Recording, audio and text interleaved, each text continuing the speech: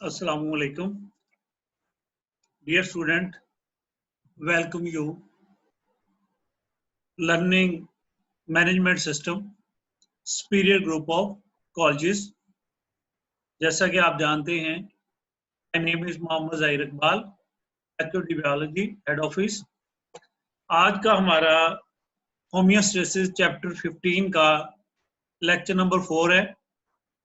इससे पहले हम ऑस्मोरेगुलेशन और ऑस्मोरेगुलेशन इन डिफरेंट या वेरियस जो हैं इन्वायरमेंट में पढ़ चुके हैं. आज हमने एक्सक्रीशन के मतलब डिस्कस करना है और एक्सक्रीशन इन प्लांट्स. तो लेट्स स्टार्ट. एक्सक्रीशन हम पहले ही डिफाइन कर चुके हैं. It is the removal of mainly nitrogenous waste material from the body. अब अगर हम एक्सक्रीशन और न्यूट्रिएंट्स की बात करें, उनकी सिमुलेशन की बात करें, तो पहले हम एनिमल्स में देखते हैं कि एनिमल्स में carbohydrates break down into water, carbon dioxide waste products हैं ये, और एनर्जी जो है वो यूज होती है. लिपिड्स को अगर हम देखें तो लिपिड्स भी वाटर और कार्बन डाइऑक्साइड प्रोड्यूस करते हैं, जबकि प्रोटीन्स जो हैं उनकी जब मेटाबॉलिज्म होती है तो water, carbon dioxide plus nitrogenous waste produce होते हैं. ऐसे ही जब हम न्यूक्लिक एसिड्स को ब्रेक डाउन मेटाबॉलिज्म होती है तो उनकी मेटाबॉलिज्म में भी वाटर, कार्बन डाइऑक्साइड और waste nitrogen in the form of nitrogenous metabolites जो है वो प्रोड्यूस होते हैं. तो ये तो मेटाबॉलिज्म है एनिमल्स के अंदर.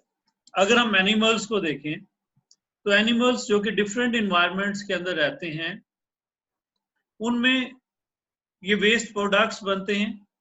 इसमें जो सबसे ज्यादा टॉक्सिक प्रोडक्ट है वो है वेस्ट नाइट्रोजन, यानी कि जो नाइट्रोजन वेस्ट मटेरियल बना है, जो nitrogenous compounds as a metabolites बने हैं मेटाबॉलिज्म के रिजल्ट्स में, उनकी कंसंट्रेशन अगर बॉडी में होती है तो उसको बहुत टॉक्सिक होती है. अब उनको रिमूव करना है, must remove from the body. अब इनकी इल्यूमिनेशन को हमने एक्सक्रीशन का नाम दिया था. इसी तरह से अगर हम इसका कंपैरिजन में प्लांट्स को देखें तो plants being autotroph mode of life, उसके अंदर अगर हम देखें तो उसमें जो मेटाबॉलिज्म होता है that produce carbon dioxide, water, और फोटोसिंथेसिस होती है तो उसके रिजल्ट में ऑक्सीजन प्रोड्यूस होती है, जबकि कार्बन डाइऑक्साइड जो है वो कंज्यूम होती है. तो ये इस वजह से है कि इसका मोड ऑफ न्यूट्रिशन एनिमल से डिफरेंट है. इसके अलावा बाकी ऑर्गेनिक और इनऑर्गेनिक कंपाउंड्स हैं वो उसमें as a waste material, necessary materials produce होते हैं, which may be store for various purpose, या फिर उनको रिमूव होते हैं क्योंकि वो इमीडिएटली जो ऑर्गेनिक और इनऑर्गेनिक कंपाउंड्स रिमूव नहीं होते एक्सेप्ट ऑक्सीजन, वाटर और कार्बन डाइऑक्साइड के, वो स्टोर हो जाते हैं and then they time to time जो है वो रिमूव हो जाते हैं. तो ये तो है वेस्ट मटेरियल्स प्लांट्स में और एनिमल्स में.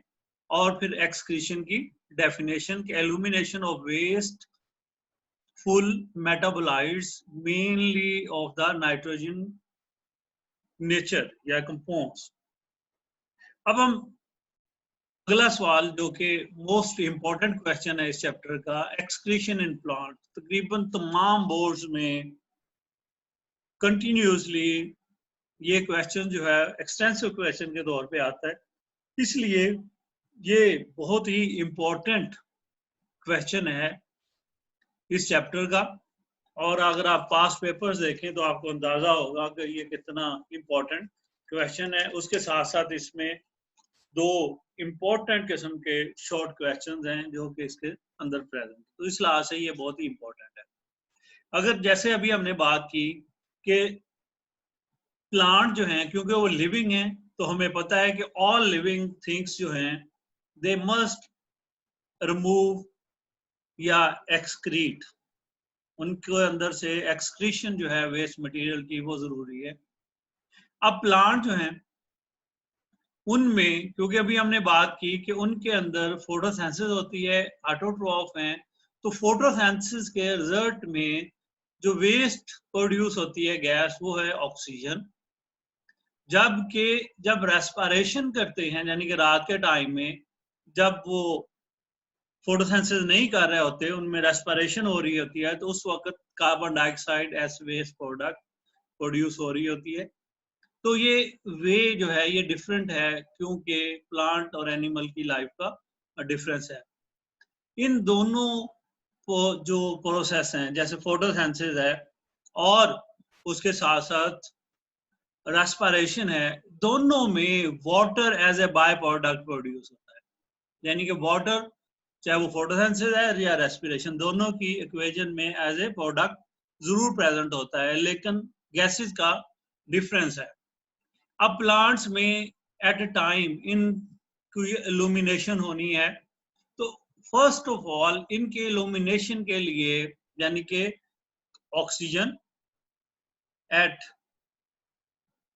Day time, carbon dioxide at night time, और एक्सेसिव वाटर जो है उसको ट्रांसपिरेशन होनी है उसकी। तो इसके लिए तीनों चीजों के लिए, carbon dioxide, oxygen and water के लिए, प्लांट्स के जो लीव्स होते हैं उनकी अंडर सरफेस के ऊपर स्टोमेटास प्रेजेंट होते हैं। अब ये जो स्टोमेटास हैं इनमें से वाटर, ऑक्सीजन और कार्बन डाइऑक्साइड, ये दोनों जो हैं ये डिपेंड करता है टाइम के। रात होगी तो कार्बन डाइऑक्साइड और दिन होगा तो ऑक्सीजन रिलीज होगी, क्योंकि ये प्रोडक्ट है रेस्पिरेशन का और ये रिएक्टेंट है फोटोसिंथेसिस का, और ये उसका रिवर्स है ऑक्सीजन।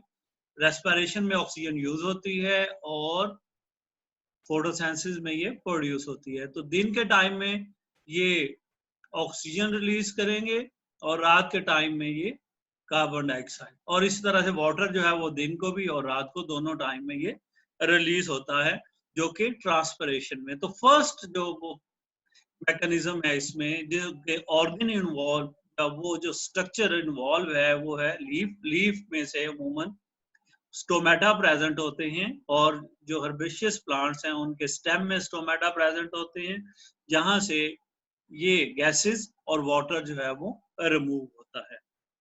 अब सेकंड जो है ऑर्गन इनसाइड द, या organelles inside the cell, that is the vacuole. आपको पता है कि प्लांट सेल जो है that have a large vacuole, इनके अंदर एक लार्ज वैक्यूल प्रेजेंट होता है, और ये जो वैक्यूल है they either store useful compound जैसे फूड वगैरह और अदर सब्सटेंस, और they store waste substance. It depend upon the cell और ऑर्गन ऑफ द प्लांट। आपको पता है प्लांट्स की रूट्स में फूड स्टोर होती है, फ्रूट्स में फूड स्टोर होती है, पैरेन्काइमा सेल्स जो है वहां पे फूड स्टोर होती है, और उसके अलावा बाकी जो पार्ट्स होते हैं वहां पे वेस्ट मटेरियल स्टोर होते हैं। तो वहां पे वैक्यूल जो है वो स्टोर जो वेस्ट सब्सटेंस करेगा, और जहाँ पे फूड स्टोर होती है वहां पे ये स्टोरेज ऑफ फूड करेगा। तो इस तरीके से ये डिपेंड करता है कि उस वक्त प्लांट के अंदर। अब हमें पता है कि ये जो स्टोरेज ऑफ मटेरियल्स हैं, क्योंकि वो कंसंट्रेटेड फॉर्म में होते हैं, तो inside the vacuoles most of the cases they are store in crystalline form, यानी कि उन कंपाउंड्स की क्रिस्टल्स बन जाती हैं, क्रिस्टलाइजेशन हो जाती है, और फिर ये वैक्यूल्स में स्टोर हो जाते हैं प्लांट्स में, जिसमें वेस्ट जो है इनऑर्गेनिक और ऑर्गेनिक सब्सटेंस दोनों तरह के प्रेजेंट होते हैं। अब दूसरा जो इम्पोर्टेंट स्ट्रक्चर है that is the leaves. Plant के अंदर लीव्स जो हैं ये एक प्रोमिनेंट ऑर्गन है फॉर दिस पर्पस, क्योंकि लीव्स जो हैं वो बेसिकली तो फोटोसिंथेटिक ऑर्गन के तौर पे काम करते हैं, लेकिन लीफ जो है इसकी जो डेस्टिनेशन होती है वो ये है कि इन्होंने हर सूरत में फॉल ऑफ होना है, सीजनल ये फॉल ऑफ होते हैं, क्योंकि इन्होंने हर सूरत में गिरना ही गिरना है और नए लीफ जो हैं वो प्रोड्यूस होने होते हैं। लिहाजा इस वजह से लीव्स जो हैं, जैसे कि आप जानते हैं, ऑटम लीफ जो खज़ां के पत्ते होते हैं वो डाई ऑफ होते हैं और उनके गिरने से उनसे वेस्ट मटेरियल्स जो हैं वो रिमूव होते हैं। अब इसी तरह से कुछ प्लांट्स में आप देखते हैं, जैसे कि बल्ब जो हैं, यानी कि जिनमें बल्ब होता है, ट्यूबवेल उसकी एक एग्जाम्पल है। इस प्लांट के लीव्स जो हैं और स्टॉक्स ये रिमूव हो जाती हैं और फिर जो बल्ब होता है जो कि जमीन के अंदर रहता है उससे ये रीग्रो करता है प्लांट।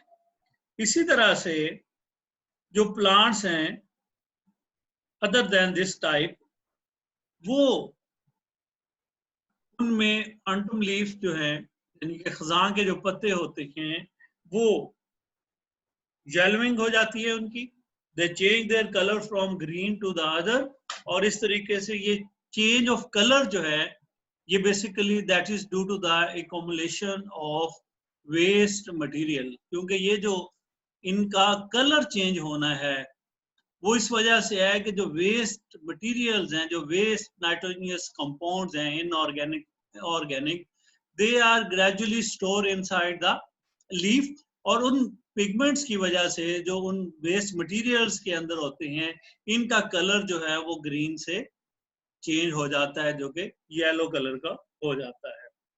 तो इस वजह से ये लीव्स जो है इन्होंने गिरना है, और दैट इज द रीजन, इस वजह से ये जो लीव्स होते हैं इनको हम एक्सक्रीटोफोर कहते हैं, because they accumulate the waste material, और उस वेस्ट मटेरियल के accumulation होने की वजह से ये फॉल ऑफ कर जाते हैं, इनमें एक्सक्रीशन हो जाती है प्लांट से, लिहाजा इस वजह से एक्सक्रीटोफोर इनको नाम दिया जाता है।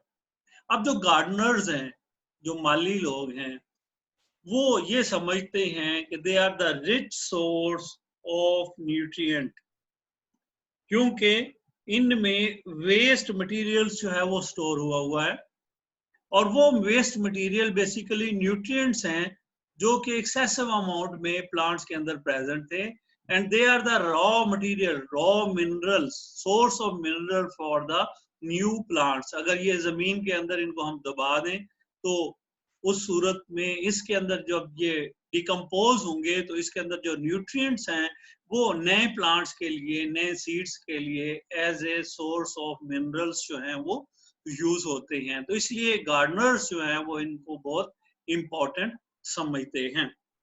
अब ये जो कलर चेंज हुआ, तो फिजियोलॉजिस्ट जो हैं उन्होंने इसके ऊपर रिसर्च की, तो उस रिसर्च के रिजल्ट में दे फाइंड कि इनका जो कलर चेंज हुआ है that is not due to the degeneration और रिमूवल ऑफ द क्लोरोप्लास्ट या क्लोरोफिल। ऐसा नहीं है कि इनके अंदर से क्लोरोफिल जो है वो रिमूव हो गया, जो कि हमारा एक आम आइडिया है कि ये जो येलोइंग ऑफ लीफ होती है ये फोटोसिंथेटिक नहीं रहते, इसमें क्लोरोफिल जो है वो खत्म हो जाता है, रिमूव हो जाता है, वो डैमेज डाई कर जाता है। ऐसा नहीं है, माइक्रोस्कोपिक स्टडी ये हमें बताती है, रिवॉल्व करती है, इससे हमें पता चलता है कि इन लीव्स के अंदर क्लोरोफिल जो है वो इंटैक्ट होता है, क्लोरोफिल जो है वो प्रेजेंट होता है, और ये जो चेंज ऑफ कलर है that is due to the toxic material like heavy metals, जो कि इसके अंदर बहुत ज्यादा इंक्रीज हो जाती हैं, और उनके नंबर्स इंक्रीज होने की वजह से इनका कलर जो है वो येलोइंग शुरू हो जाती है, और ये कलर जो है वो अमूमन येलो हो जाता है। तो that is due to the accumulation of waste pigments या pigments which are present inside the waste materials, उसकी वजह से ये काम जो है वो होता है। तो इस वजह से ये इंपॉर्टेंट है, फोटोसिंथेटिक रहते हैं।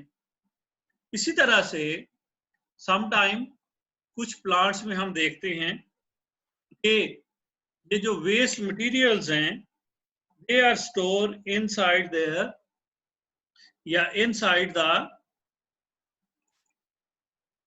xylem tissues. ये जो आपको काले कलर की, ये जो ब्लैक कलर की वुड हमें नजर आती है, ये ब्लैक कलर की वुड जो है ये बेसिकली वो इस वजह से है कि यहाँ पे ये इनऑर्गेनिक और ऑर्गेनिक मटेरियल्स जो हैं वो स्टोर हो जाते हैं, और इस वजह से ये जो एरिया है जिसको हम हार्डवुड का हार्डवुड का नाम देते हैं, ये एकॉमुलेशन है, ये जाइलम टिश्यूज हैं जिनके अंदर वेस्ट मटेरियल्स जो है वो स्टोर हो गया है। और ये जो प्रोसेस है जिसमें ये मटेरियल स्टोर हो जाता है, ये एबनी कहलाता है। एबनी जो है that is the formation this take place in which the wood जो है that becomes very black in the centre, और ये जो ब्लैक वुड होती है ये बेसिकली ब्रांचेस में मेन ट्रंक जो है, जो मेन स्टेम होता है, जो ओल्ड जाइलम्स होते हैं उनमें केमिकल्स के डिपॉजिट होने की वजह से, स्टोर होने की वजह से होती है। इसी तरह से another formation in some conifers plants, और दूसरे प्लांट्स जो हैं उनके अंदर the waste material is secreted into the soil by these plants, कि ये प्लांट्स जो हैं ये एक्टिवली वेस्ट मटेरियल को सॉइल के अंदर सिक्रीट करते रहते हैं, और इस तरीके से ये अपने कंपटीटर के लिए इस केमिकल सब्सटेंस को as a chemical weapon use करते हैं, इसकी वजह से इनके ग्रोथ रूट्स के इर्द गिर्द इनकी जो मेन सॉइल है जहां पे इनकी रूट्स होती हैं उसके इर्द गिर्द जो कॉम्पिटिटिव प्लांट्स होते हैं वो ग्रो नहीं करते, और इस तरीके से ये compete करते हैं विद द अदर प्लांट्स के वेस्ट कंपाउंड्स सिक्रीट करते हैं इनटू द सॉइल। जैसे कोनिफर्स के प्लांट्स हैं, कोनिफर फॉरेस्ट जो है वहां पे आप जाके देखें उनके नीचे अमूमन जो कोनिफर्स के प्लांट्स हैं वही ग्रो करते हैं। या आप देखें ये जो कीकर का दरख्त होता है वहां भी अगर उसके नीचे आप देखें तो उसकी रूट्स के इर्द गिर्द जहां जहां उसकी रूट्स होती हैं वहां पे कोई दूसरा प्लांट जो है वो ग्रो नहीं करता। तो ये था एक्सक्रीशन इन प्लांट्स। तो चैनल को जरूर सब्सक्राइब करें, और ये टॉपिक बहुत ही इम्पोर्टेंट है बोर्ड एग्जामों व्यू से, लिहाजा इसको बड़े अच्छे तरीके से याद करें और पॉइंट्स की सूरत में इसको याद रखें। एक्सक्रीशन इन प्लांट, और क्वेश्चन जो आते हैं वो एक्सक्रीटोफोर का बहुत इंपॉर्टेंट क्वेश्चन है, why the Gardner's use think usefulness of the falling leaf, उस वजह से ये इम्पोर्टेंट है। ठीक है, तो इसके साथ ही आज का लेक्चर कंप्लीट हुआ।